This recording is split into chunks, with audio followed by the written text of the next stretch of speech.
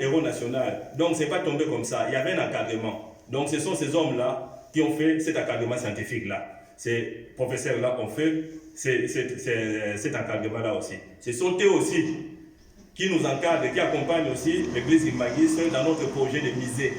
Parce qu'un musée, c'est un grand projet par rapport du point de vue historique. Donc, c'est deux grands historiens qui sont en train de travailler pour le futur des musées. Entre parenthèses, ils font un boulot très immense. À la minute où nous parlons, le professeur Sabaki, nous l'avons laissé à Bruxelles. Pourquoi? Ils viennent de temps en temps, ils sont là. Parce qu'ils viennent aussi, au-delà de leurs engagements scientifiques dans le milieu européen, mais ils viennent surtout pour préparer un grand travail par rapport au musée Simon Kimbangu d'Nkamba. Parce que toutes les archives que nous avons de Papa Simon Kimbangu, qui ont été emportés par la colonisation, en tant que leurs documents coloniaux, qui se trouvent en Belgique, ils sont en train de les reproduire pour qu'on puisse avoir tous ces archives, qu'on puisse avoir des doubles qui puissent se retrouver dans les musées. Donc ces hommes scientifiques-là font un grand boulot où ils se plongent dans des lectures, ils font un travail immense. Ils sont très avancés d'ailleurs par rapport à leur travail. Donc c'est eux qui ont publié ces documents. Donc je ne pourrais pas manquer de mettre en évidence un peu les rôles que jouent ces personnes qui ont publié ces documents. Alors, à la 4e page de ces dépliants, vous verrez qu'ils reproduisent le message de Manzansana. Les messages que Papa Simon Kimbangu avait dit. Dans ces messages, nous ne les lirons pas tout. Mais il y a quelque chose que nous allons lire. Par rapport à ce que Papa Simon Kimbangu a prédit de l'évolution de la société congolaise et l'évolution de l'Afrique tout entière. Je dirais du monde. Il dit ceci. Car j'ai été envoyé pour libérer le peuple du Congo et la race noire du monde. L'homme noir deviendra blanc et l'homme blanc deviendra noir. Car les fondements spirituels et moraux tels que nous les connaissons aujourd'hui seront profondément ébranlés. Les guerres persisteront à travers le monde. Le Congo sera libre et l'Afrique aussi. Donc il avait annoncé les indépendances politiques. Et il poursuit, il dit, mais les décennies qui suivront la libération de l'Afrique seront terribles et atroces, car tous les premiers gouvernants de l'Afrique libre travailleront au bénéfice de Blancs. Un grand désordre spirituel et matériel s'installera. Nous n'en dirons pas plus. Quand on pose la question à nos jeunes de quel réseau ils sont, ce n'est pas un désordre spirituel dans nos sociétés. Vous êtes de quel réseau pour travailler chez vous en Afrique, les réseaux qui appartiennent à l'homme blanc? Alors, les gouvernants de l'Afrique entraîneront sur le Conseil des Blancs leurs populations respectives dans des guerres meurtrières et s'entretueront. La misère s'installera. Beaucoup de jeunes quitteront l'Afrique dans l'espoir d'aller chercher le bien-être dans le pays des Blancs. Nous y sommes. Nous sommes là. Et ils parleront toutes les langues de Blancs. Notre conférence se passe en français, n'est-ce pas? Si nous disons la conférence, nous entrons Kikongo ici, moi-même ne parlant pas le Kikongo chaque jour, bien que j'écoute totalement, c'est-à-dire que je ne manquerai pas aussi de trébucher dans des mots pour certaines choses. Mais beaucoup de gens aussi ici n'entendront pas. On ne va pas piger tous les messages. Si nous quittons la langue française directement pour faire notre conférence à Kikongo tout de suite. Ou quelqu'un qui irait faire ça soit dans Zinla ou Aguilari ou quoi. Donc on ne va pas se comprendre. Mais les Français nous régnaient. Mais c'était prédit. Alors, parmi eux, beaucoup seront séduits par la vie matérielle de Blancs. Ainsi, ils deviendront la proie de Blancs. Il y aura beaucoup de mortalité parmi eux et certains ne reverront plus leurs parents. Ceux qui seront séduits par la vie matérielle et devenir la proie des Blancs, ici pratiquement, c'est aller vers un enrichissement sans cause. Notamment, aujourd'hui, il y a des richesses qui se distribuent dans ce qu'on appelle des réseaux. C'est ça la proie des Blancs. Un Africain qui vient en Europe, par exemple, qui va adhérer à des spiritualités européenne, c'est-à-dire, c'est ça aussi. On est, à ce moment-là, c'est se laisser captiver, être bloqué comme une proie de blanc. C'est toutes des spiritualités sataniques que nous avons, que nous appelons les sciences occultes. Bon, ça c'est une parenthèse, c'est le message de Papa Simon Kimbangu qui a prophétisé l'évolution de la société congolaise et de l'Afrique. Alors, ici, il y a au moins 4 faits dans ces messages de Mansa Sanda que nous mettons en évidence. Il y a la libération de l'Afrique de la domination coloniale. La libération du Congo et de l'Afrique de la domination coloniale. Ça, c'est un fait. Et puis, un fait, une longue période pour que l'homme noir acquiert sa maturité spirituelle. Et il y a encore autre chose, l'acquisition de l'indépendance matérielle. Papa Simon Kimbangu dit que cela dépend de l'acquisition de la maturité spirituelle. Et un autre fait, c'est ce qu'il appelle la 3e étape du parcours de la société Congo et de la société africaine. Cette 3e étape, pendant laquelle ça sera celle de la liquidation même de l'humiliation historique subie par l'homme noir. Car, comme l'a dit Papa Simon Kimbangu, toutes les races de la terre, de toutes les races de la terre, aucune n'a été autant maltraitée et humiliée que la race noire. Donc, ça c'est de faits saillants. Et de l'humiliation de l'Afrique, il y a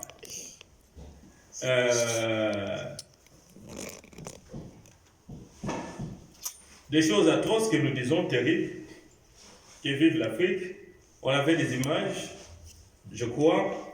Vous verrez aujourd'hui, on nous parle, nous suivons les médias, nous voyons comment est-ce que les jeunes Africains meurent à la mer Méditerranée dans le but de rejoindre l'Europe.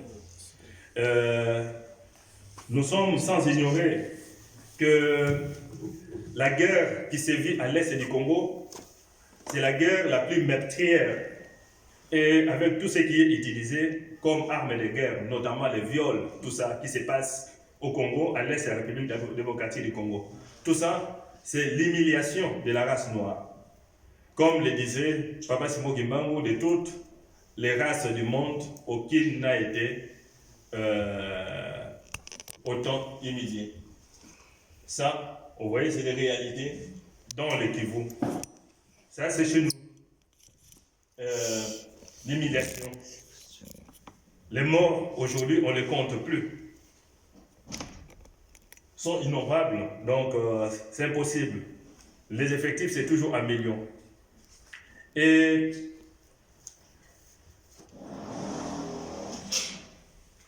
donc, de tous ces éléments de l'évolution cités, il y a, comme nous disons, une chose qui est fondamentale de tout, c'est l'acquisition de la maturité spirituelle. Ça, c'est la chose fondamentale. Papa Simon Kimbangu a enseigné. Le kimbanguisme, c'est l'ensemble des enseignements et des actions de Simon Kimbangu. Nous sommes aujourd'hui à 2 ans du centenaire. Vous voyez? À 2 ans du centenaire de Papa Simon Kimbangu, depuis 1921. Mais quelle évaluation de bilan que nous pourrons faire chacun en tant que kimbanguiste? Parce que chaque kimbanguiste est concerné. Tout Africain qui se dit de Simon Kimbangu est concerné. Mais quel bilan nous pourrons faire, notre rapport par rapport à ce que Papa Simon Kimbangu nous a apporté? L'enseignement qu'il nous a apporté, les valeurs, un modèle social de développement. Ce qu'il a apporté, nous dirons que c'est un projet existentiel qui se définit à l'homme dans le monde social. C'est un projet existentiel qu'il est venu nous apporter. Et parmi les valeurs de ce projet, nous avons le Bolingo Mibeko Pelisala. Ça se ramène à l'amour, au commandement et l'investissement dans le travail. Donc, quand vous prenez l'amour, le commandement et l'investissement dans le travail, donc ces valeurs s'appliquent à toutes les dimensions de la vie de l'homme dans la société. Au niveau individuel, au niveau des communautés, au niveau même des États, au niveau des nations. Vous retrouvez que ces valeurs ont leur place. Mais regardons par rapport à l'évolution de nos sociétés, depuis que Papa Simon Kimbangu était là, nous avons les parcours, ce qu'il a dit par rapport à la libération politique, les indépendances ont eu lieu. Et après, nous avons, toutes nos sociétés se sont construites des modèles de développement. Nous, du Congo, les Congo, nous avons le Congo-Brazzaville, le Congo-Angola, le Congo appelé démocratique. Je prendrai les cas du Congo démocratique, les pays où est né Papa Simon Kimbangu. Ces pays, on l'appelle République démocratique du Congo. République, donc il y a le mot démocratique. Mais est-ce que démocratique, jusqu'à ce jour, nous pourrons faire un bilan pour évaluer un peu, est-ce que c'est un pays de la démocratie? Déjà du point de vue du modèle politique, le président Kasavubu a dirigé ce pays. Il n'est pas arrivé à la présidence par le fait d'avoir remporté les élections. Non. Vous voyez, les arrangements se sont faits autrement. Et nous arrivons après Kasavubu, il y a Mobutu qui était béni par Papa Simon Kimbangu depuis 1958. Par Papa Dengenda en 1958. Et Mobutu l'a témoigné, d'ailleurs, le jour où Papa Dengenda était décédé. Mais nous autres, moi, je savais cette vérité. Nous l'apprenons déjà, nos papas nous soufflaient cette vérité déjà pendant qu'on grandissait, on était enfants. Mobutu n'a fait que confirmer ce que nos parents nous disaient. Alors, Mobutu lui-même béni, il prendra le pouvoir comment? Par un coup d'État, en 1965. Vous partez de Mobutu, nous avons Mouzé Laurent Désiré Kabila qui vient. Il est venu comment? Pour prendre place. Mouzé Laurent Désiré Kabila vient par quoi? Une rébellion. Vous voyez? Une guerre vraiment de la conquête du pouvoir. Après Mouzé Laurent Désiré Kabila, nous avons le président Joseph qui est venu. Il a pris le pouvoir comment? Il a été coopté pour remplacer Papa. Vous voyez? Il organise des élections, mais en 2006, je ne mettrai pas des commentaires. Est-ce que ces élections, on peut définir la démocratie? En 2011, la même chose. Aujourd'hui, nous sommes en 2019, nous avons encore l'alternance. Si vous évaluez dans tout ça, vous verrez que la démocratie dans ce pays qu'on appelle la République démocratique du Congo, la démocratie n'a jamais marché. Depuis la libération du Congo, que Papa Simon Kimbangu avait annoncé. Chercher où la démocratie a produit des effets, nulle part. Est-ce que c'est compatible à notre réalité? C'est un point d'interrogation. Et vous savez, dans le modèle de société que nous avons été, à l'époque du président Mobutu qui a fait 30 ans, vous savez comment était organisée la société? Il y avait une idéologie. Par rapport à l'idéologie, on disait on a un seul père, une seule nation. On descend au niveau de l'organisation de la société, la structure de la société, on crée un seul parti politique. Donc l'idéologie, un seul père, un seul parti politique, on descend. On descend au niveau de l'économie, qu'est-ce qu'on retrouve? Mais au niveau de l'économie, il y avait quoi? Le capitalisme alors, le libéralisme économique. Là, c'est une liberté, donc c'est vraiment le libre marché, la concurrence. Alors, on parle d'idéologie unitaire, on descend où on organise tout le monde dans la société dans un seul parti, mais on descend au niveau de l'économie, ça s'éparpille. Donc, un mariage contre nature, il n'y avait pas harmonie. Quand il n'y a pas harmonie, on ne peut pas arriver au résultat escompté. Ce modèle ne nous a pas conduit au développement. Et le capitalisme, est-ce que ça développe l'Afrique? Jusqu'à ce jour. Mais dans Papa Simon Kimbangu, son enseignement, il a apporté un modèle économique se trouve dans l'enseignement de Simon Kimbangu, qu'on peut appliquer à partir de l'économie familiale, communautaire, jusqu'à étatique. Dans Papa Simon Kimbangu, il y a un modèle de gouvernance qui se trouve là-dedans. Vous voyez? Donc, c'est le plan politique. Dans Papa Simon Kimbangu, il y a un modèle d'organisation de la vie en société qui se trouve là-dedans. Il y a une doctrine sociale.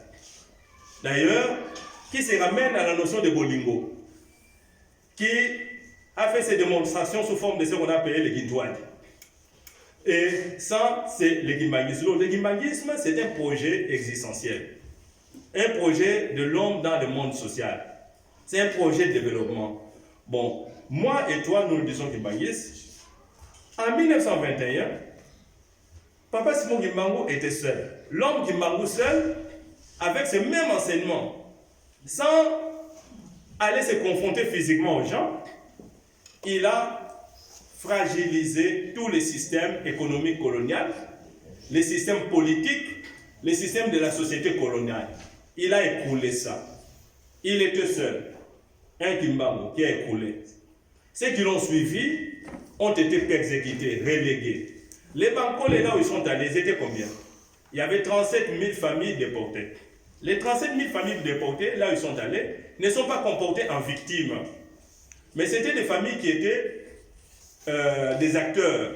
Ils sont arrivés, ils se sont dit, on nous persécute, mais nous ne serons pas des victimes. Partout où ils étaient, ils savaient qu'ils avaient un enseignement, ils avaient une action à mener. Leur action, c'était le kimbanguisme, parce qu'ils venaient d'avoir les enseignements et les actions de Simon Kimbangu. Ils avaient ça en eux. Ils étaient en train de reproduire, de dupliquer les 37 000 familles déportées, au lieu que cela les fragilise parce qu'ils ont été éloignés de leur village. Tout simplement, partout où ils sont allés, ça crée un effet multiplicateur. Ils ont contaminé les gens partout où ils étaient. En contaminant les gens, il y a eu encore plus d'adeptes du kimbanguisme.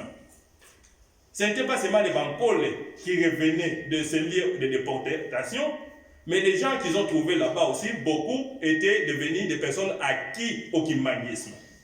Vous voyez? Donc ils ont été des acteurs au sein de la société.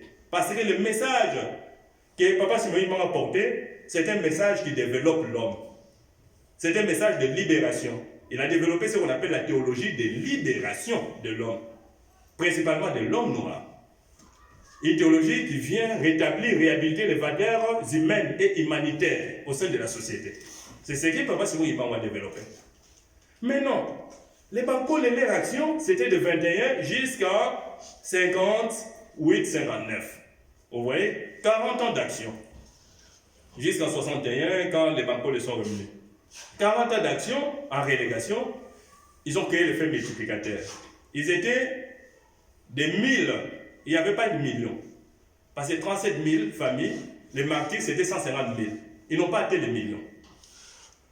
De 1921 à 2019, à 2 ans du centenaire, nous avons plusieurs personnes acquises au kimbanguisme.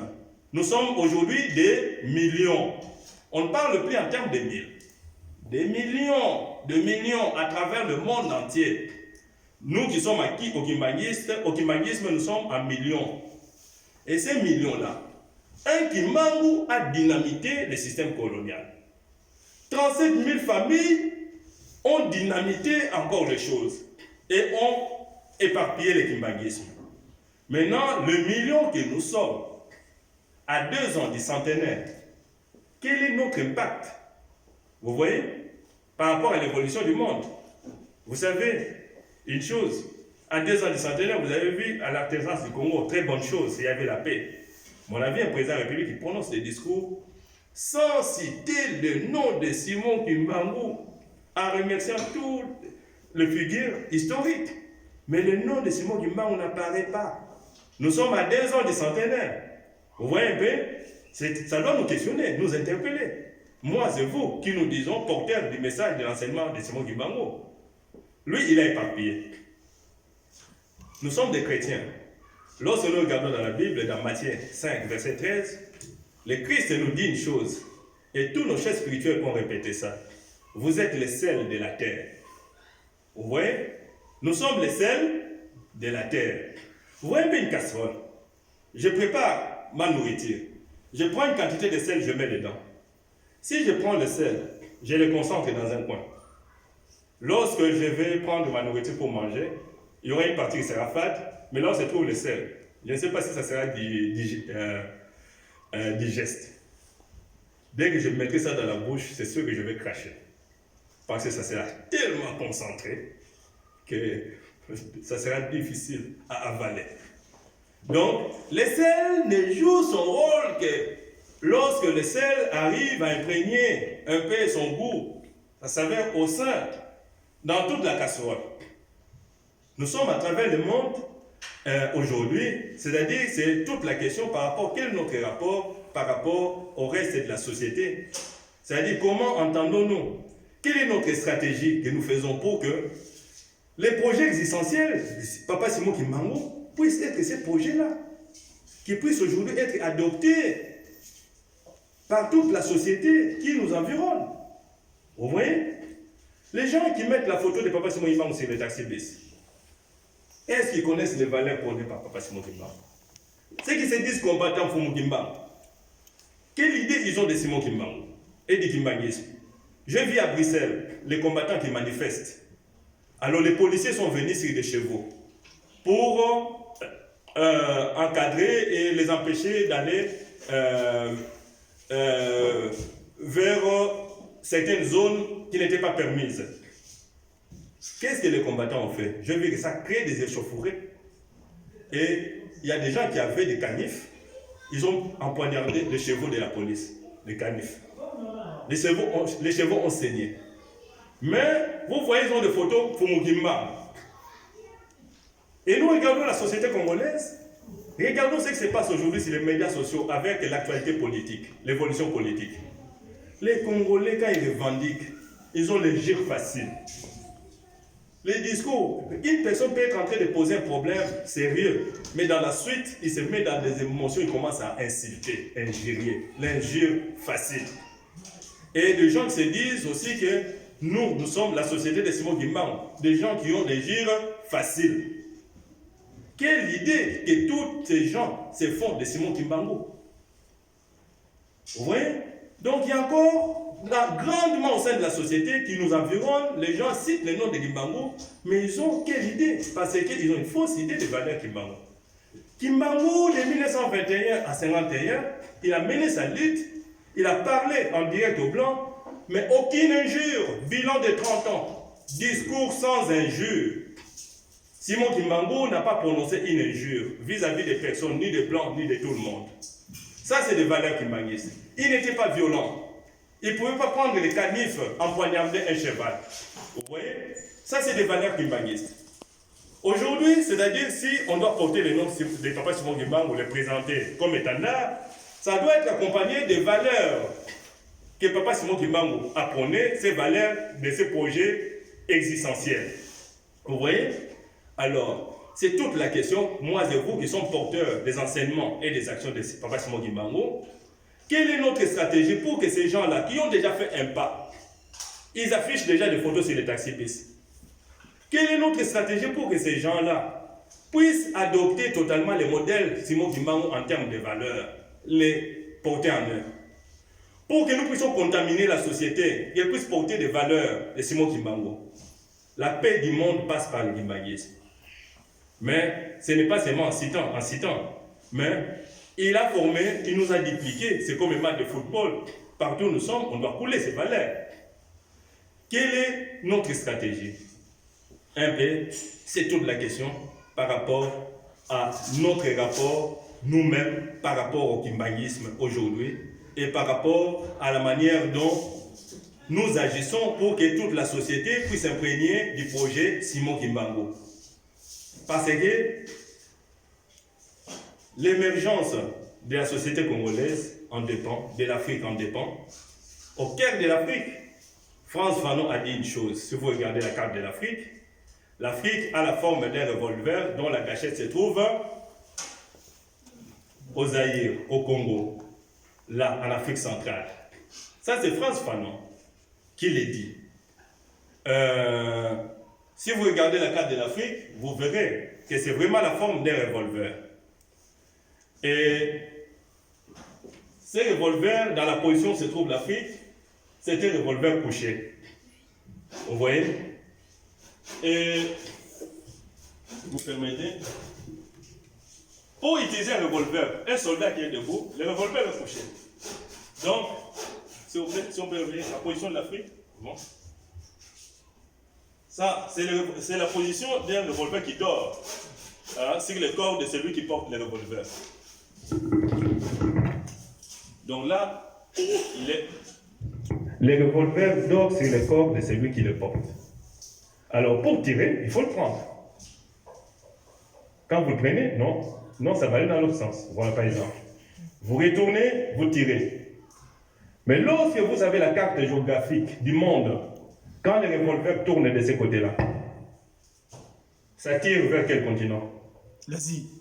L'Asie, l'Océanie, tous se sont balayés. L'Orient. Vous voyez? Donc l'Orient. Donc avec cette position, il sera tiré de l'Europe à l'Asie jusqu'à l'Océanie. Vous voyez? Et ces revolvers, lorsque nous les retournons dans l'autre sens, on peut revenir dans la forme normale. Alors ça, c'est la forme de la carte géographique. Mais pendant la période de 5 mois, en 1989 en Kamba, cette carte est réapparue, mais sous une forme renversée. La partie est s'est retrouvée à l'ouest, l'ouest s'est retrouvé à l'est. C'est sous cette forme-là que nous avons cette carte aujourd'hui, à cet endroit qu'on a clôturé en Kamba. Alors, je ne sais pas le faire ici, mais imaginez cette carte tournée comme ça. Maintenant, les revolvers doivent être tirés. Quand c'est lui qui prend les revolvers, les soulève, ça va maintenant tirer vers quel côté? Dans la forme renversée de la carte de Kamba depuis la période de 5 mois. Maintenant, ça tire l'Amérique. Vous voyez? Donc, le monde a connu 2 temps. Papa Nyenda nous dit Bamindele babotola elo kuna biso ezai pas na bango. Je n'ai pas les moyens de le faire. Nakende kozwango ou pas. La population qui m'a dit, va lui répondre Kende. C'est où? C'est vers l'Asie. Vous voyez? Et récemment, vous avez un cantique qui nous dit que Amélika au Tumbolina. Nous avons suivi ce cantique. Mais les revolvers retournés depuis la période de 5 mois, ces revolvers, les revolvers servent à tirer. Il doit tirer. Or, dans sa position retournée, il ne peut tirer que vers l'Amérique. Et Simon Kimbarou qui dit ceci. Les 4 coins du monde m'ont été confiés. Nord, sud, est, ouest. C'est que ces 4 coins du monde nous sont confiés. J'ai suivi la prière du révérend à l'ouverture. Il parle d'une chose, la prophétie encore de Mandassand, qui dit que c'est-à-dire nous irons à travers le monde entier. Mais c'est vrai, il disait que pour aller chercher le bien-être, est-ce que vraiment nous sommes venus chercher le bien-être? C'était une stratégie. Et à travers ça, c'est là où il disait que mon nom va atteindre tous les 4 coins du monde. Parce que partout, les porteurs de cet enseignement doivent y aller. Mais quelle est notre stratégie? Voilà, ça peut vous voyez, à peu près ça. Ça, c'est la carte retournée maintenant. Depuis la période de 5 mois, ces revolvers, quand on les prend, ils tournent vers l'Amérique. Donc c'est pour dire que le monde ne se développe pas sans spiritualité. À notre époque, il y a une force spirituelle qui est là. C'est Simon Kimbangu. Mais comment est-ce qu'on peut prendre conscience que c'est cette force-là? Lui, il est venu pour essayer de venger, liquider l'humiliation de l'homme noir. Il est là, il le fait. Le grand roi divin est là. Mais notre indépendance matérielle dépend de notre maturité spirituelle. L'acquisition de la maturité spirituelle dépend de notre manière de nous assumer nous-mêmes. Vous voyez? Parce qu'il y a un enseignement qui nous est apporté. Il y a tout un ministère réalisé à notre endroit et au centre du monde. Mais l'acquisition de la maturité spirituelle, ça dépend de la manière dont nous allons ou nous nous assumons. Ça peut prendre encore plus longtemps parce qu'il y a dit une longue période pour que nous puissions acquérir la maturité spirituelle. Mais dans notre manière de nous assumer, cette période-là peut être autant longue, ou moins longue, ou plus longue encore, en fonction de la manière dont nous nous assumons. Lui, il est là pour liquider l'humiliation. Oui, mais comment est-ce que nous nous assumons? Et comment faisons-nous pour que les valeurs Kimbangu soient portées par tous? C'est toute la question qui se pose à moi et vous. Et sans cela, comment on arrivera à une nation forte au cœur de l'Afrique? Nous avons Kamba qui est là. Quand France Fanon dit, mais voyons encore ce que France Fanon disait. La gâchette se trouve au niveau d'Isaïe, du Congo. Mais qu'est-ce qui se trouve au niveau de la gâchette là? Il y a quoi? Il y a juste un camp à Nouvelle-Jérusalem qui est là, au niveau de la gâchette. Vous voyez? Alors d'où partira l'appui, les déclenchements de ceux qui doivent balayer l'Asie, l'Europe, l'Asie, l'Océanie ou l'Amérique dans la forme renversée de la carte. C'est là les déclenchements. Nous regardons dans les résultats de la conférence internationale sur le kimbanguisme, ça c'est la conférence internationale de 2006. Les recommandations qui sont là, entre autres, on nous dit, il y a des belles recommandations par rapport à la date du 6 avril. Il faudrait que cette date soit reconnue chez nous, déjà de Congo, le pays de Simon Kimbangu. Mais aussi que Nkamba puisse avoir un statut particulier de grandeur, que ça soit reconnu. Une entité autonome en tant que ville sainte. Mais vous savez que disent les lois de la République démocratique du Congo? C'est analysé ici, la deuxième conférence conduite par le professeur Elie Mbokolo et Sabakim. Dans la constitution de la République démocratique du Congo actuelle, il n'y a pas une portion de la République qui peut acquérir l'autonomie, qui peut être aliénée du contrôle de l'État congolais du territoire. On ne peut pas donner une seule portion, à une seule portion, une autonomie. Pour que ça soit fait, la Constitution dit ceci. Le Congo doit aller au référendum populaire, à la manière dont on élit le président de la République. Pour que, par exemple, qu'on puisse dire que Nkamba, ville sainte, avec des statuts particuliers de ville sainte, donc on lui change de statut, sur le plan urbanistique, sur le plan territorial, il faut le référendum populaire. Vous voyez? Mais si la loi, par exemple, n'est pas modifiée, reste comme ça. D'abord, si la loi n'est pas modifiée, donc il faut aller vers le référendum. Pour faciliter ça, il faut modifier la loi. Qui modifie la loi? Donc, il faut que les parlementaires, quelque part, puissent travailler.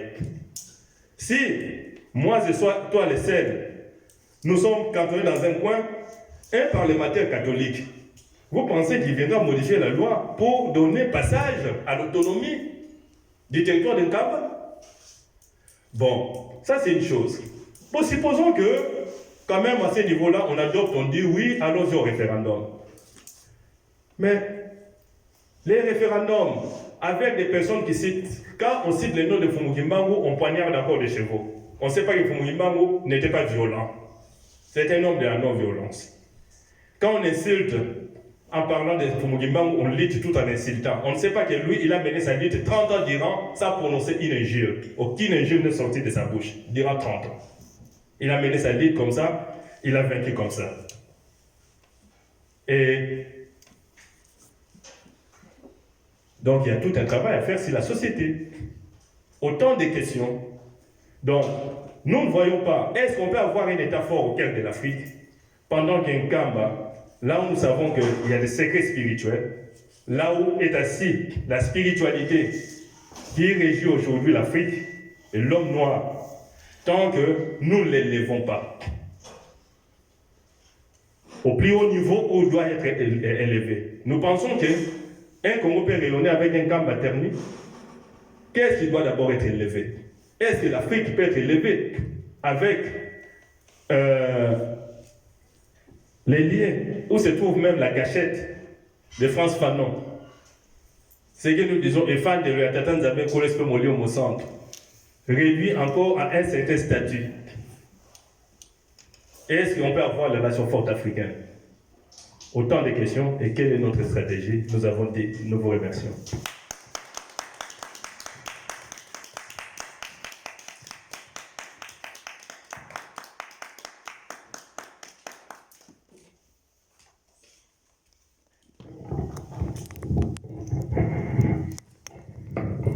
Merci, Papa Révérend, pour ce brillant exposé. Nous vous remercions très sincèrement et nous allons essayer de débattre de quelques idées que vous avez développées. Et donc, sans plus tarder, nous allons donner la parole à chacun de nous pour que nous essayions soit d'amender, de compléter ou de donner nos interrogations à Papa Révérend.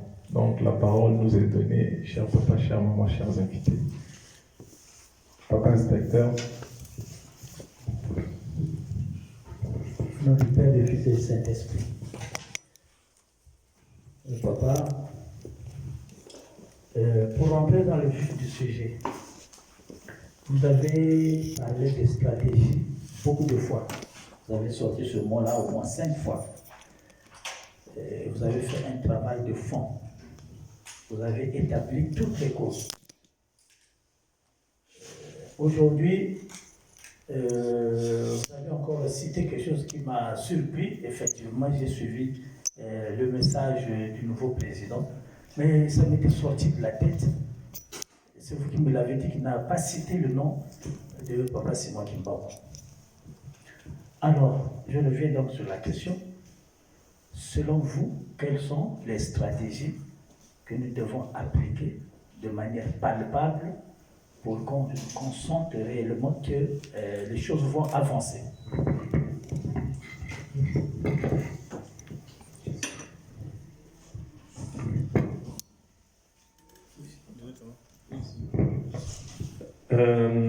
Merci, révérend, pour cette question. C'est vrai que vous reposez la question, vous reproduisez la question que nous venons de poser. Vous voyez un peu? C'est toute la question que nous soulevons, c'est toute la problématique, c'est toute l'interpellation que nous apportons. Nous sommes dans un environnement social qui, à un moment donné, nous le disons, Kimbangu était seul et il a porté l'enseignement, il a contaminé les gens de son environnement. Les gens qui sont allés, qui ont suivi Papa Simon Kimbangu, ils n'étaient pas, à l'époque, on ne pouvait pas dire kimbanguiste, c'est-à-dire que l'église kimbanguiste, au sens formel du terme, n'existait pas. Ils étaient protestants, catholiques, salitistes, ainsi de suite, où on ne priait pas. Mais tous, forts de cet enseignement, se sont profilés conformément à une idéologie, à cet enseignement qu'il avait apporté, et ils ont porté de valeur. C'était tellement perspicace que ces gens-là n'avaient même pas peur de quoi que ce soit pour porter ces valeurs-là. Ils étaient fiers. Et il a contaminé son environnement social au point qu'il y a des gens qui ont été arrêtés, déportés, d'autres même allaient eux-mêmes pour dire que arrêtez-nous, déportez-nous aussi. Ouais, on ne peut pas laisser Papa Simon Kimbangu les seuls, nous aussi déportez-nous. Ces gens-là, là où ils sont allés, nous avons dit, ils n'ont pas été des victimes. Ils se sont comportés en acteurs. Et ils ont continué aussi à contaminer aussi la société. Vous voyez, partout où ils sont, ils contaminent aussi. Au point qu'ils étaient déportés à 37 000, mais après la déportation, le nombre d'adeptes kimbanguistes et ceux qui sont morts et ceux qui ont survécu et ceux qui ont adhéré, le nombre était plus grand que le nombre de déportés. Après la déportation, le nombre de kimbanguistes dans le millier de déportations était devenu plus grand que le nombre de déportés. Et de ce temps-là jusqu'à aujourd'hui, cet enseignement continue à agir. Vous voyez, c'est cet enseignement que nous portons, moi et vous. C'est ce que nous disons aujourd'hui. Nous sommes partis de 1 à plusieurs milliers et nous sommes allés à plusieurs millions. Nous sommes à 2 ans du centenaire. C'est toute la question un peu, moi et vous, nous sommes au sein de la société, nous savons, nous le disons. À moins vraiment d'être en dehors du humanisme, mais tout le monde le dit, que la paix du monde vient par l'église kimbanguiste. Et nous avons même vu des personnes qui ne sont pas kimbanguistes, mais qui ont fait des recherches, qui ont découvert un peu l'essence du message que portent les kimbanguistes. Un jour à Kinshasa, nous avons vu un professeur réagir vis-à-vis des kimbanguistes. Ce professeur-là, il balance toute une réflexion sur Internet. Alors, mais sa réflexion en les lisant, vous voyez que cet homme, il est irrité. Il était en colère, nerveux. Mais sa colère, il a orienté à qui? Il orientait vers nous, les kimbanguistes. Il nous disait, il dit, mais si nous continuons à souffrir en Afrique et au Congo, et pourtant les kimbanguistes ont les secrets. Mais pourquoi tous ces secrets? Ils les gardent pour eux. Ils ne les disent pas, ainsi de suite. Mais nous autres, nous réagissons quand même, nous disions aussi, parce qu'ils les faisaient, c'était une réaction qui s'est fait à Kinshasa, on dit, mais à Kinshasa, on fait quand même passer des émissions télévisées. Si la RTNC, ça passe, le message de Papa ça passe. Une personne qui réagit comme ça, est-ce qu'il suit le média? Bon, mais dit que, aujourd'hui, nous sommes à travers le monde entier. Ces médias-là, qui sont à Kinshasa, c'est pas tout le monde qui les suit. Vous voyez? Si à Kinshasa, on peut encore suivre, attendre les émissions religieuses, on peut encore suivre des émissions religieuses sur place, ça c'est une chose. On peut suivre des débats culturels qui sont organisés sur place, c'est une chose, ainsi de suite. Mais partout où nous sommes, à travers les 4 coins du monde, il y a à ces jours, je dirais, le porteur du message de Papa Simon Kimbangu. C'est pour dire, entre nous qui nous disons Kimbanguistes et les autres qui viennent, qui n'ont pas eu l'enseignement que nous avons eu, mais qui disent aussi le nom de Simon Kimbangu de leur manière, mais sans prendre conscience des valeurs réelles qui sont dans le nom de Simon Kimbangu. Qu'est-ce que nous devons faire? Quelle stratégie? C'est-à-dire, moi, les questionnements, je l'amène, c'est à nous, je m'amène et je vous invite ensemble avec moi devant une société où nous voyons des personnes citer le nom de Simon Kimbangu, afficher des photos, ainsi de suite, mais des actes au quotidien prouvent que ce nom est cité, mais sans réaliser quelles sont les valeurs que l'homme Simon Kimbangu portait. Et nous-mêmes, est-ce que, ayant appris cet enseignement, est-ce que nous avons porté ces valeurs réellement? Est-ce que nous les portons réellement? Ces mêmes valeurs, parce que c'est au prix de ces valeurs que la société, je pense que c'est l'enjeu réside à ce niveau-là. C'est toute la question pour dire quelle stratégie. Merci, Papa. Papa Roland, avant de te donner la parole, s'il te plaît, je vais essayer de compléter la réponse. Comme la question nous a été posée, Papa Banzouzi est revenu sur la question. Moi, en réponse à cette question, je dirais, pour revenir à ce que vous avez dit, Papa Révérend, ce que j'ai retenu, vous avez dit, le kimbanguisme est un projet existentiel. Nous connaissons, nous avons un théoricien qui a développé cette notion d'existentialisme, Sartre. Et plus tard, vous avez dit que le kimbanguisme est un tout, un projet donc de développement spirituel, politique, économique et social. Donc je pense que la réponse saute aux yeux. Si nous avons un cantique qui dit Zala mwinda yo mondi miya tata kimbangu mokili mobimbe pesa milio tango koki panza sango ya tata nzambe. Donc c'est par les actes que nous devons marquer le reste du monde. Ce sont nos actes qui feront que l'on dise oui, les kimbanguistes, c'est la référence. Le kimbanguisme, c'est la référence. Je vais citer des exemples, moi, qui me touchent. Papa Diengenda, en tant que chef spirituel, il a initié beaucoup de projets éducatifs, économiques et sociaux. Et si nous regardons, par exemple, dans le cadre économique, nous avions des projets agricoles, avicoles et agricoles. Et ces projets-là, aujourd'hui, sont où? Or, si nous avons été prompts à suivre les recommandations de nos chefs spirituels, aujourd'hui, on aurait des ranchs, des fermes. Et c'est à travers ces actes-là que le monde allait dire « Ah, oui, les kimbanguistes, le kimbanguisme, c'est une référence spirituelle, nous devons les suivre. » Ça, c'est un exemple. On pourra prendre des exemples, même dans le cadre éducatif, la construction des écoles. Où en sommes-nous aujourd'hui? Donc, je pense que c'est parce que, économiquement, socialement, pour régler les problèmes sociaux, nous avons failli. Les problèmes économiques, les questions économiques, je ne vous en parle même pas. C'est cette faillite-là qui fait que nous sommes montrés du doigt. Et donc, si nous essayons de revenir aux fondamentaux que nos papas ont donnés, c'est-à-dire développer ces secteurs que j'ai cités, le monde va nous prendre en exemple et le monde suivra le kimbongisme. Mais aujourd'hui, ce sera très difficile. Voilà ce que je voulais compléter comme réponse. Merci. La parole. Merci pour la parole et merci beaucoup, Papa Révérend, pour l'initiative que vous avez pour mener cette conférence.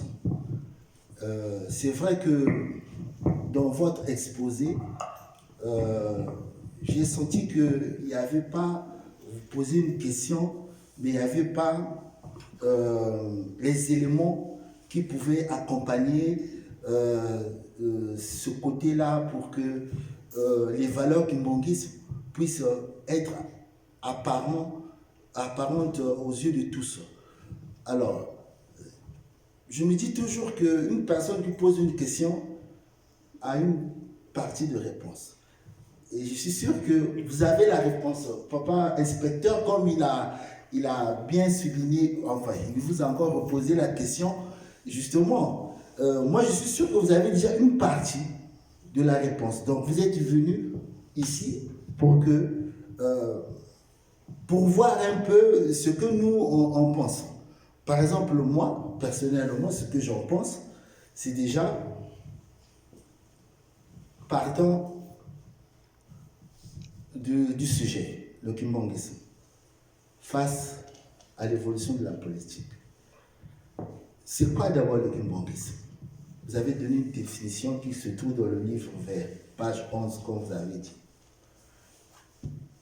Moi, étant un kimbongiste qui n'est pas né dans l'église, qui vient d'arriver, quand j'ai observé le kimbongisme, je dis que le kimbongisme, c'est une continuité du christianisme et c'est aussi la fin. C'est pas le kimbongisme, ça va s'arrêter le christianisme. Donc, j'ai apprécié lorsque vous avez parlé des valeurs de Papa Simon Kimbangu, ce qu'il a fait pendant tout son ministère. Il n'a pas insulté quelqu'un, juste une personne qui a fait, qui a prêché la parole de Dieu et qui a dérangé tout le monde. Or, nous savons tous que Papa Simon Kimbangu n'a eu que 5 mois de ministère. Or, les 5 mois-là, aujourd'hui, comme vous avez dit, vous avez développé pas mal de formules concernant le bien-être social par rapport au ministère de Papa Simon Kimbangu. C'est vrai que moi je me plains toujours. Je dis toujours que vous les ecclésiastiques, aujourd'hui au moins ça fait plaisir de rencontrer un pasteur qui pose la question. Parce que vous les ecclésiastiques, vous ne faites pas cet effort-là. Vraiment, pardonnez-moi tous les papas qui sont ici, je vous demande pardon.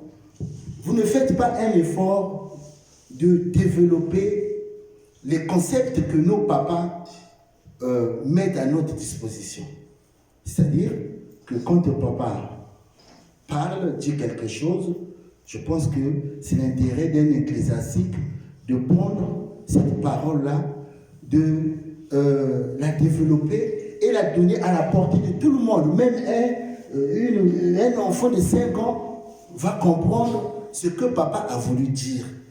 Parce que à force d'utiliser des gros mots, des mots qu'on n'arrive pas à comprendre, ou des formules qui sont toujours pas compréhensibles, ce sera compliqué pour nous de faire valoir les valeurs kimbongistes. Maintenant, si je parle du fait que le kimbongisme, là j'essaie un peu d'apporter ma contribution.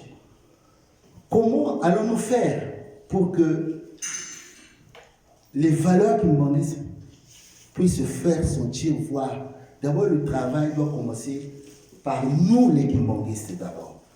Parce que tout à l'heure, j'ai suivi, vous avez parlé un peu de Matthieu 5, vous avez parlé du sel.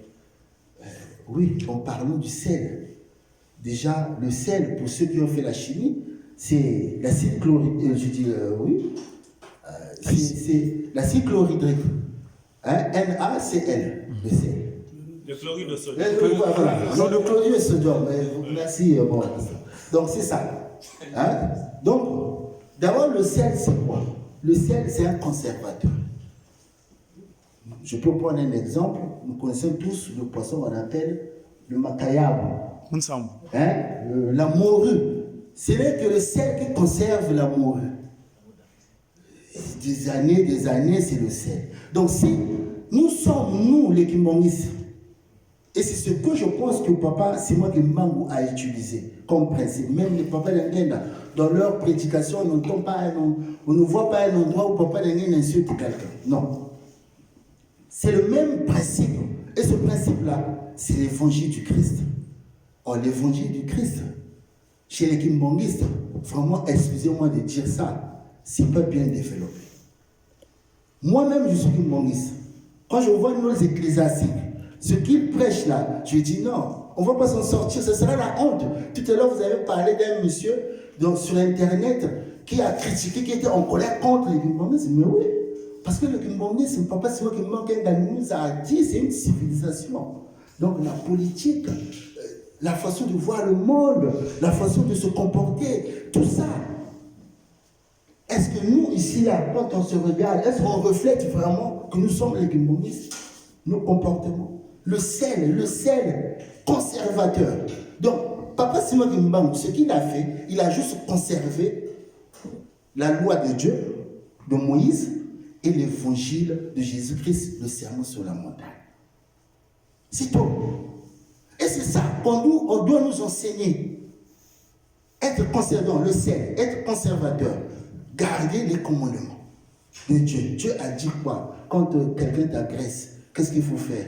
Est-ce que c'est dangereux? Est-ce que c'est important de riposter ou faire quoi? On te gifle à gauche, tu donnes l'autre joue. Papa Simon Kimbangu, c'est ce qu'il a fait.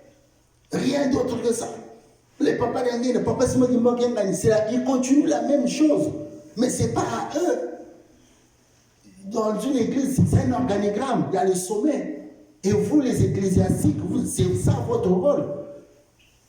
De nous prêcher, parce que pour être une nation forte, avec le kimbanguisme, mais il faut garder les commandements. Le ciel, toujours conservateur, garder les commandements de Dieu.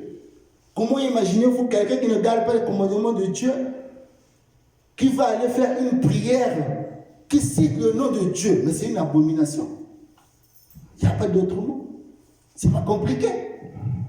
Si aujourd'hui on lit la Bible tranquillement, on va se rendre compte que Dieu a puni son peuple parce qu'ils n'ont pas gardé les commandements. Parce qu'ils n'ont pas suivi la direction que lui, il leur montrait. C'est les commandements. Quand on tourne le dos à Dieu, il fait quoi? Il va punir. Quand il punit, il fait quoi? Mais le combat de l'homme noir, c'est pas d'aujourd'hui. Hein. Depuis Adam et Ève, c'était aujourd'hui la science même confirme que les premiers hommes c'était des noirs. Ça a commencé depuis le jardin d'Éden jusqu'à ce jour. Ça continue. C'est pas un combat qui est faible. Et ça a pris des dimensions colossales qu'aujourd'hui on ne peut pas imaginer dans notre tête que non, c'est compliqué. Donc, quand on est conservateur, on garde ce que Dieu nous a donné comme loi, comme évangile, et on essaie d'appliquer ça. D'abord, le ciel conservateur. Le ciel, c'est aussi un symbole de fidélité. Nous savons que dans les anciens temps, on a marié. Nous, aujourd'hui, il faut avoir beaucoup d'argent. Mais à l'époque, avec le ciel, on avait une femme, on avait une épouse. Avec le ciel seulement. C'est un symbole de fidélité. On pouvait se marier. Et dans chaque cérémonie, dans les anciens temps, il y a papa inspecteur qui est là, peut-être il va me compléter dans ce sens-là, si je me plante. Mais le ciel a été quand il y avait un contrat ou une cérémonie, quand je parle de mariage par exemple, ben, le ciel c'était aussi un symbole de montrer que ce qu'on était en train de faire va durer dans le temps. Donc c'est aussi un symbole de fidélité, le sel. C'est aussi un symbole d'alliance. Ah oui, le mariage c'est une alliance. Donc le sel c'est pas n'importe quoi. Et quand on prépare même à la maison, on met le sel dans la nourriture. Le sel a pour rôle de ressortir le goût. C'est-à-dire que le sel lui-même, il se supprime. Donc, quand nous, on est le sel, c'est ce qu'a fait Papa Simon Kimbangu, il s'est supprimé lui-même. Il a fait le travail de Jésus-Christ, comme le Christ l'a fait pour son Père. Il a dit à chaque fois, ce que je fais, c'est fait de mon Père, c'est ce que j'ai vu faire mon Père. Et Papa Simon Kimbangu, comme il a été envoyé par le Christ, il a fait la même chose. Il a montré aux yeux de tous que ce qu'il fait, c'est ce que le Christ lui a demandé de faire. Par l'évangile du Christ lui-même, il a dit en 1921, je vous laisse rien d'autre que la Bible. Il faut lire la Bible. Tout ce dont vous aurez besoin se trouve dans la Bible. Donc, s'il faut déjà regarder ce comportement-là, comment Papa Simon Kimbangu s'est comporté jusqu'à ce jour, notre chef spirituel. Il ne faut qu'appliquer l'évangile, la loi. C'est pas pour rien que dans chaque rencontre, on lit les 10 commandements. C'est parce qu'il y a un sens. Donc la loi, l'évangile du Christ. Donc là, on est en tant que conservateur, conservateur, fidélité et alliance, le sel. Mais le sel aussi peut être un symbole de quelque chose qui peut détruire aussi. Parce que le sel, quand la terre est trop salée, on ne peut pas cultiver dessus. Rien ne pousse sur une terre salée. Quand la nourriture est trop salée, on ne peut pas manger. On dit, ah non, je ne peux pas, comme ce que vous avez dit tout à l'heure. Donc, quand on ne suit pas les commandements, on n'est pas un modèle. Mais on va nous insulter, on va nous taper, on va dire, mais écoutez, vous connaissez Dieu, vous vous comportez comme ça, c'est ce que vous faites. Papa Simon Kimbangu, il n'y a pas très longtemps, il a dit, quand les Américains viendront, il y aura des gens qu'on va taper. Parce qu'on n'est pas digne, on ne se respecte pas. Quand on dit, les mamans doivent se comporter comme ceci, doivent s'habiller comme ceci, les papas doivent s'habiller comme ceci. Mais c'est ça les valeurs. Parce que quand on fait le contraire, dans Deutéronome, c'est bien écrit. Une femme qui s'habille comme un homme ou un homme qui s'habille vice-versa, c'est une abomination devant Dieu. Mais est-ce que combien de fois on enseigne ça? On peut aller sur les réseaux sociaux, Facebook, on va voir les mamans avec des pantalons, les mamans avec des mains. Mais Dieu, c'est une insulte devant Dieu. Dieu s'énerve quand il voit ça. Papa Simon Kimbangu, il s'énerve, il dit, mais comment ces enfants-là? On ne peut pas se développer dans la culture de l'autre. Ça ne se fait pas. Chez nous, ce n'est pas faisable. Alors, il faut dire, non, nous, ça, ce n'est pas de nous. À la maison, papa, maman discipline sa femme, discipline ses enfants. Et lui, il dit, non, maman, ça, chez nous, c'est pas... Moi, nous sommes les Kimbangu, ça ne se fait pas. Les enfants, chez nous, nos ancêtres, nous, ça ne se fait pas. Papa Aurélien, nous sommes dans... Je suis en train de contribuer sur vous. Hein?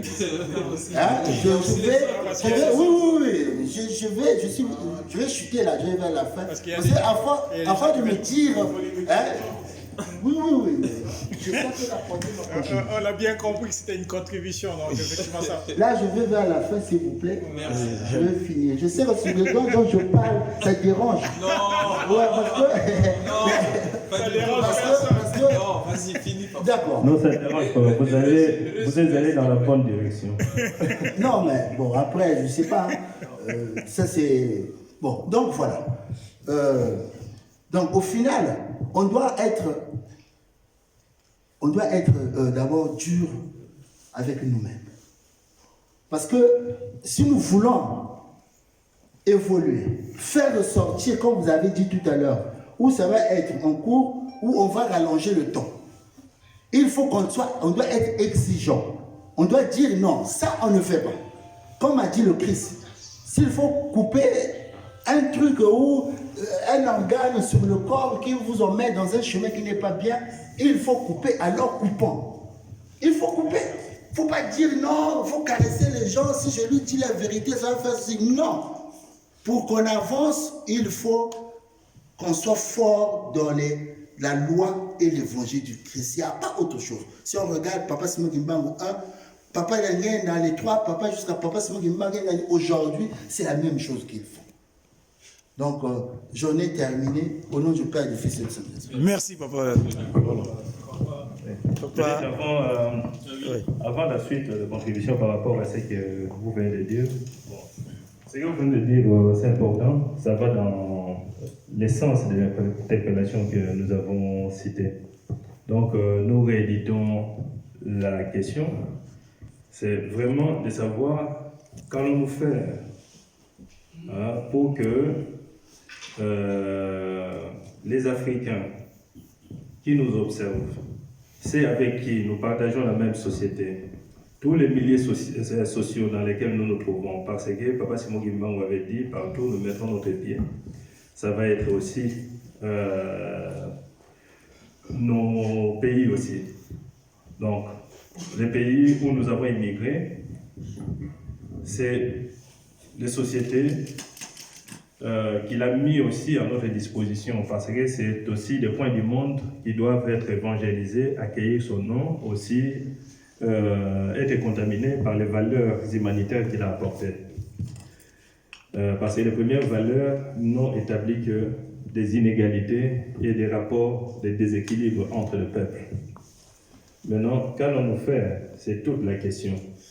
Comment faire pour amener les Congolais vers Papa Simon Kimbangu? Pour amener les Africains, pour qu'ils puissent adopter Papa Simon Kimbangu comme moteur de développement. Aujourd'hui, nous avons la société évoluée. Nous allons toujours d'étape en étape, ainsi de suite. Des équipes, de gouvernance, ainsi de suite. Mais comment faire pour que partout où se trouve l'homme congolais, partout où nous nous trouvons, dans notre manière d'agir au quotidien, pour que nous puissions savoir que notre moteur d'épanouissement, c'est Papa Simon Kimbangu, notre moteur de développement, c'est lui, l'élévation de nos états, c'est lui, la réussite dans nos projets personnels, c'est lui. C'est-à-dire comment faire, c'est toute la question. Durant cette semaine, aujourd'hui nous sommes le 9, hier c'était le 8 mars. Mercredi, il y a une éminente personnalité politique belge qui m'appelle, avec qui on a bavardé longuement, il me questionne. Parce qu'il faisait allusion à une conférence qui devait se tenir quelque part, qui devait tenir une église de réveil quelque part par rapport au rôle de la femme au sein de la société, la femme chrétienne. Et il me dit, qu'est-ce que les Kimbanguis sont prévus pour le 8 mars? Là, c'était mercredi.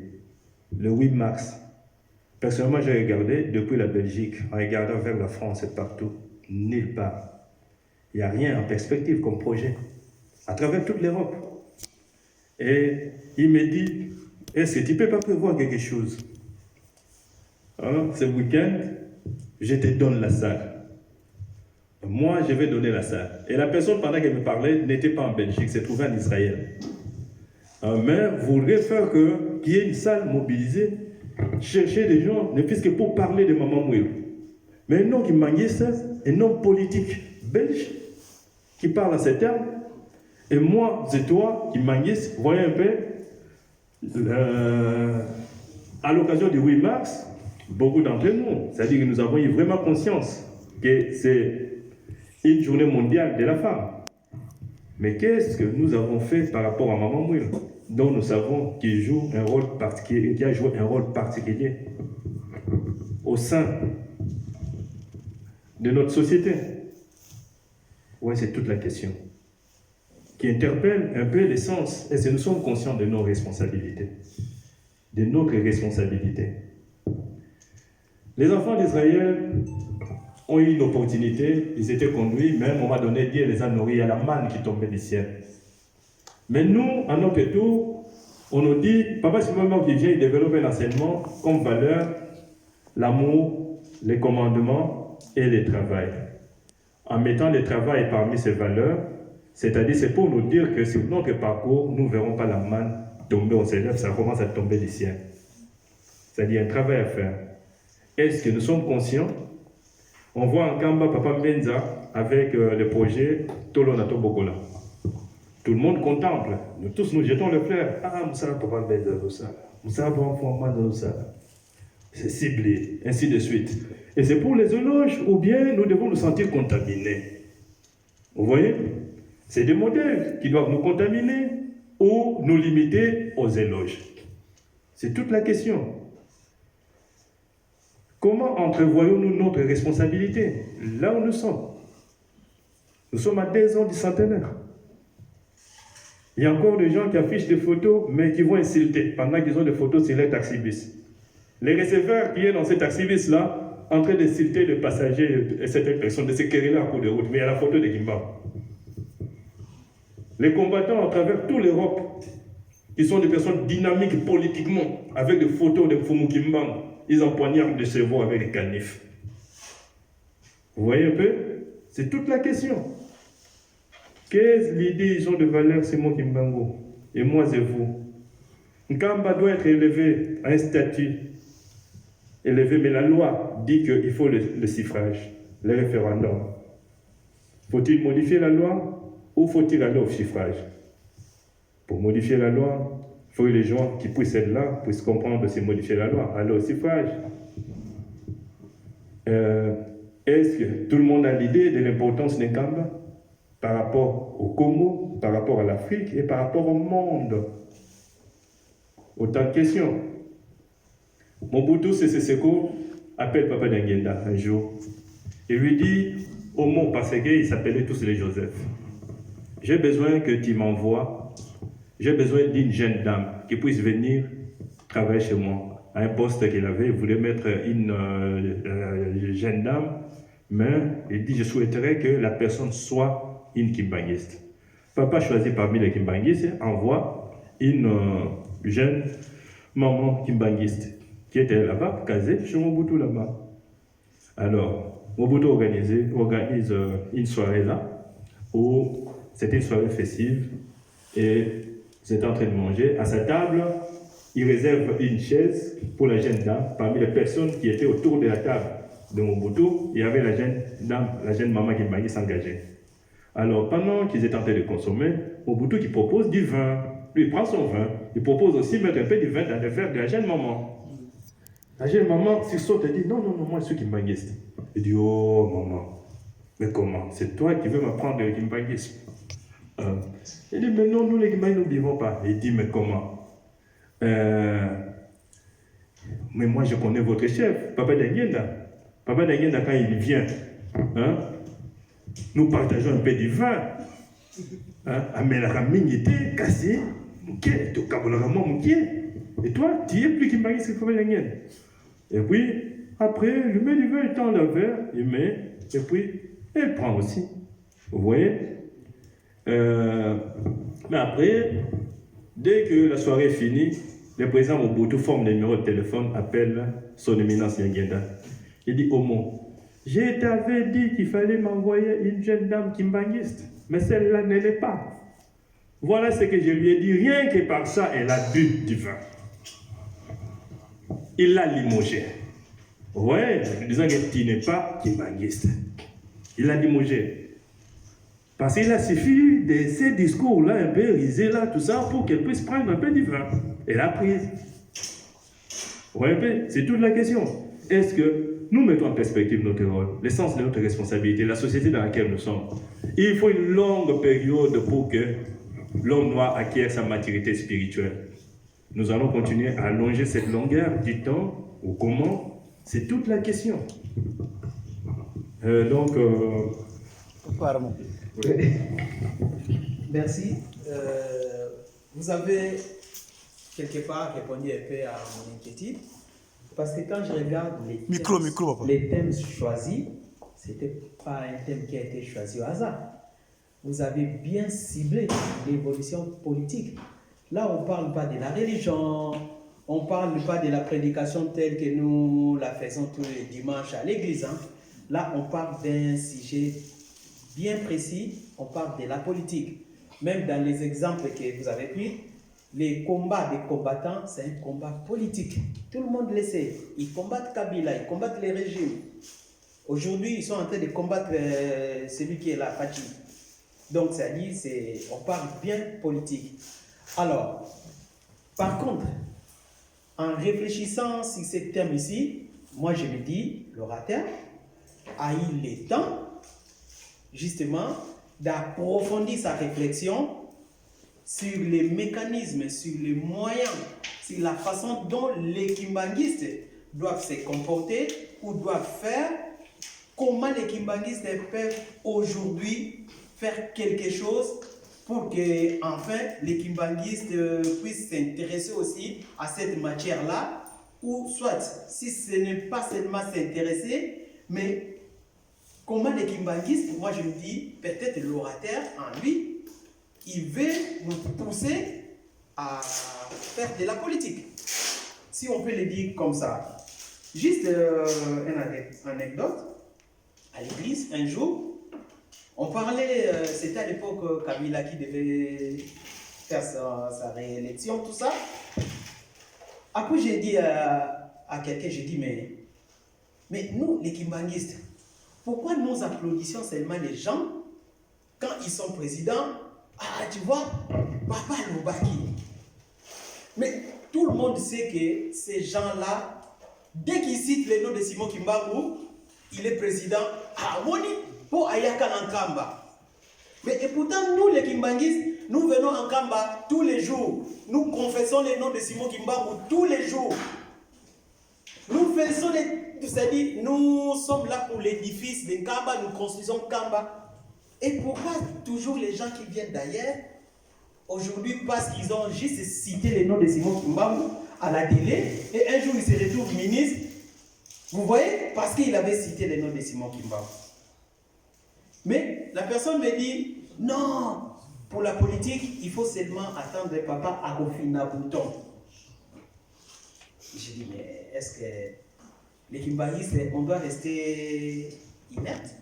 On attend seulement que Papa appuie sur les boutons pour qu'enfin que les Kimbanguistes accèdent aux certains postes gouvernementaux ou soit devenir député. Parce que l'exemple que vous prenez, par exemple, quand vous dites aujourd'hui, les deux conférences, le professeur Sabakinou et Elika Bokolo, ils sont en train de se battre pour que toutes les résolutions qui ont été prises à la conférence soient appliquées. Par exemple, surtout sur l'autonomie des Nkamba.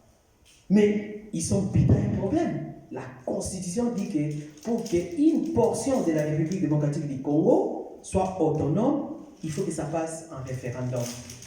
Mais maintenant, pour que la Constitution soit modifiée, il faut que ça se passe au Parlement. Mais aujourd'hui, au Parlement, il y a peut-être 2, 3, 4 kimbanguistes minoritaires, très minoritaires. Aujourd'hui, on voit même les présidents actuels, il est en train de constituer son cabinet. Mais dans son cabinet, il y a encore des francs-maçons, même des grands maîtres de la franc-maçonnerie, ils sont là-bas. Donc ça veut dire qu'on a toujours des problèmes. Est-ce qu'en choisissant ces thèmes-là, on parle de la politique, il y a un sous-thème, quel défi pour l'émergence d'une nation forte? On sait qu'une nation, quand on dit une nation n'est jamais représentée par les chefs spirituels. Les chefs spirituels, il est chef spirituel d'une église. La nation, elle est respectée par les chefs de l'État. Et une nation forte, chez nous, il faut que ça soit une nation kimbanguiste. Les chefs coutumiers, déjà en 2011, ils nous ont donné une leçon. Publiquement, ils ont dit, la Constitution dit que l'État congolais est laïque. Enlevez-nous cet article. Ils l'ont même demandé. Mais les kimbanguistes, nous sommes là. Quand on parle politique dans les milieux kimbanguistes, on te regarde avec un œil un peu bizarre. Donc c'est seulement dans ce genre de réunions, des conférences, qu'on peut parler sur ces sujets ici. Parce que si quelqu'un se met à la tribune en train de prêcher sur la politique, déjà dans l'assistance, l'Assemblée kimbangiste, il y a déjà des oppositions, même sur certaines positions des papas vis-à- -vis du gouvernement, du régime, même les kimbangistes qui ne sont pas d'accord avec notre Dieu. Papa, c'est mon ici, on ne se cache rien. Moi, je n'ai jamais vu papa parler le mal de Kabila. Mais aller chez les kimbangistes, dans les temples, les kimbangistes, ce n'est pas même pas des 26, avec des 3. Mais il y a des kimbangistes qui insultaient l'ancien chef de l'État, qui parlaient le mal de l'ancien chef de l'ancien régime, ou du moins des Kabila. Mais et pourtant, quand papa dit « Ngana tchaki na poche »,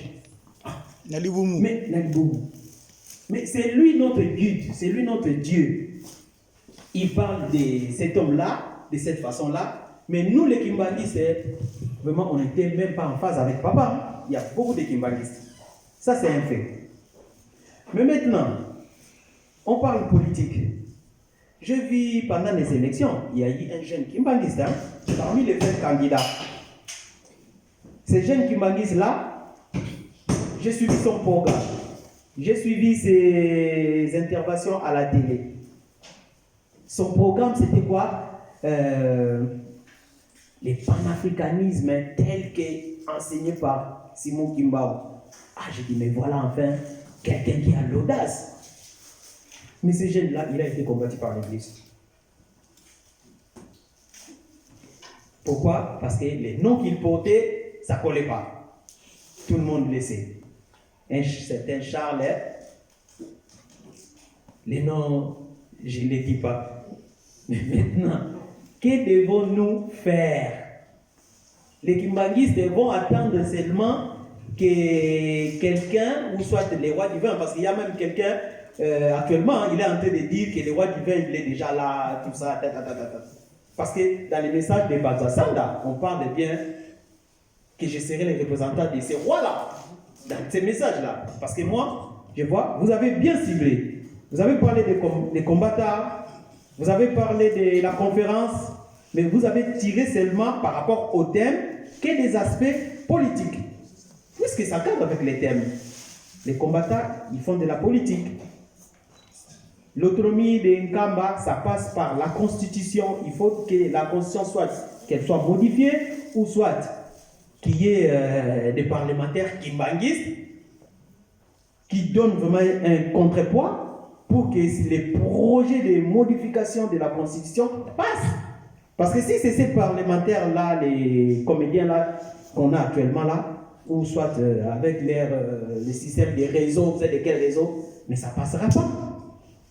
Et là, actuellement, même le président actuel, il est en train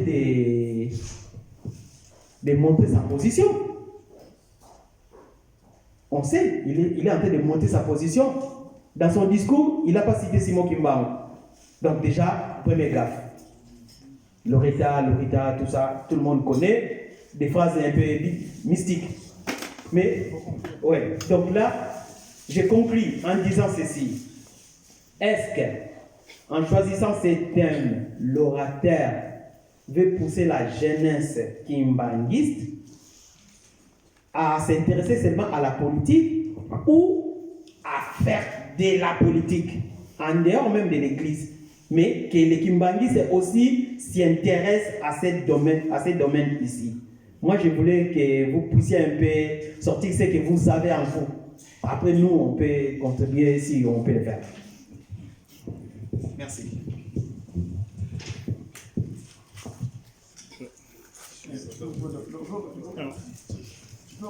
Non.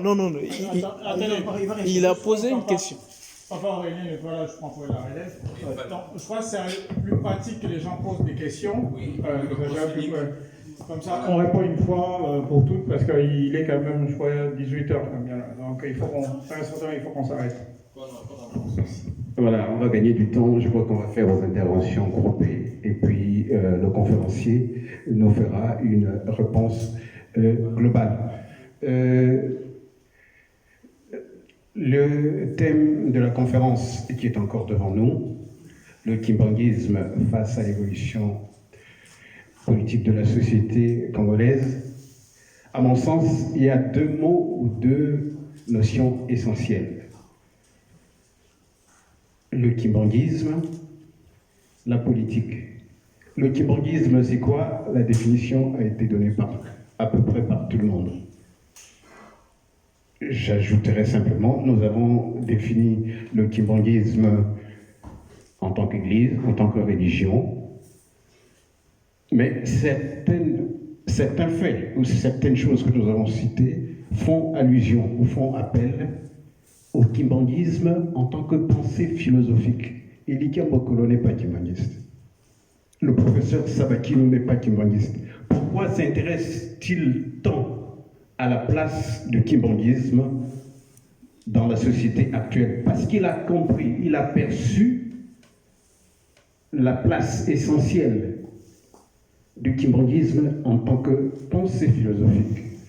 J'ai fait, d'ailleurs, comme papa inspecteur Alphonse Panzouzi, j'ai compté le nombre de fois que le conférencier a utilisé, c'était pas le même mot, j'ai pris appui. L'Église est l'appui, la religion est l'appui. Évidemment, dans toutes les sociétés au monde, l'Indien, l'Arabe, l'Européen, l'Église, la foi, c'est l'appui métaphysique et spirituel de toute nation. Si vous n'avez aucun appui sur le spirituel, vous aurez du mal à bâtir une nation digne de ce nom. Mais bon, c'est des notions génériques que nous abordons là. Le mot politique n'a pas clairement été défini. Je vais me permettre de lire ce que relate le dictionnaire. La politique, c'est l'articulation ou l'organisation de la gestion des pouvoirs dans une société organisée.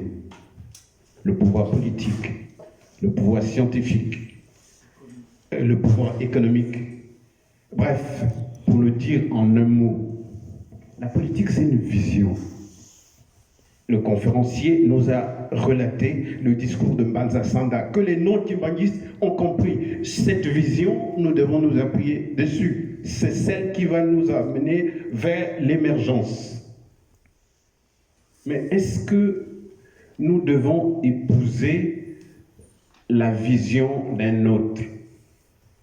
Les textes officiels de notre Église le disent clairement. Règlement intérieur, principes et méthodes, les statuts. L'Église kimbanguiste est apolitique. C'est-à-dire, nous avons notre propre vision de la société. Le problème, enfin, entre guillemets, le problème, est-ce que la vision qu'a nos leaders politiques d'aujourd'hui est conforme à la vision spirituelle de Papa Simon Kimbangu? C'est là que se pose la question de l'homme africain. La vision de l'arabe, il la veut conforme à l'islam. La vision de l'européen, il la veut conforme au christianisme. La vision de l'indien, il la veut conforme à l'hindouisme. La vision de l'africain conforme à quoi? C'est ça. Mais ça a été dit, on veut développer l'Afrique. On ne développe que ce qu'on a en soi. C'est le frère qui l'a dit. Nous avons beaucoup copié, Papa Djenguine le répétait à maintes reprises, nous copions bêtement ce que les autres font. Mais évidemment, nous ne l'avons pas en nous. On ne peut pas le développer. On ne peut développer que ce qu'on a en soi. J'avais pris quelques notes. Donc, l'État-nation d'aujourd'hui nous produit des les leaders qui ont conduit les peuples africains vers le destin atroce tel que relaté dans le discours de Mansa Sanda.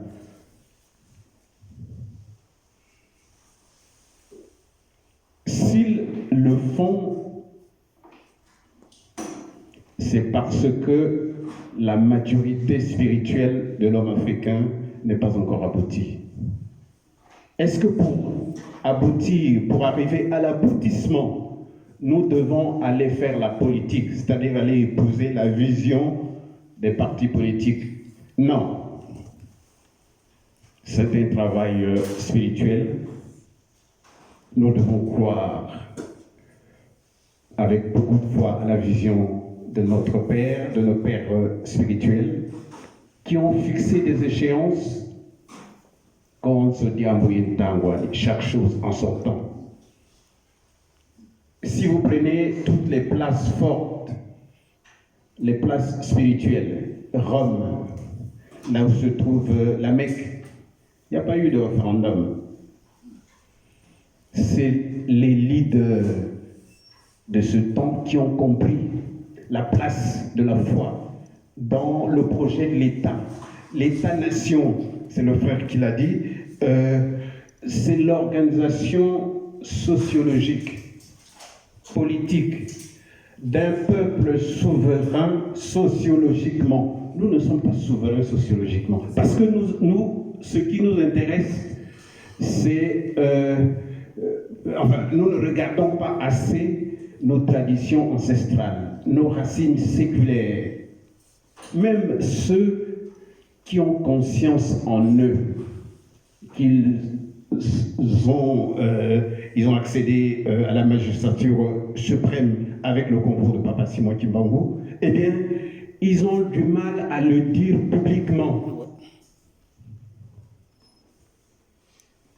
Je crois que la question fondamentale à laquelle nous, en tant qu'Église, à ne pas confondre avec la pensée philosophique de Kimbanguisme, la maturité spirituelle de l'homme noir. Où en sommes-nous? Voilà donc la petite contribution que je souhaitais apporter. Papa Zekani, pardon, entre guillemets, le 8 mars, j'ai sursauté sur ma chaise. Ça, c'est le calendrier occidental. La place de la femme dans l'église libangaise, c'est le 27 avril. Excuse-moi, papa. Vous allez bisous, bisous. Oui. Bon. Ah, bon.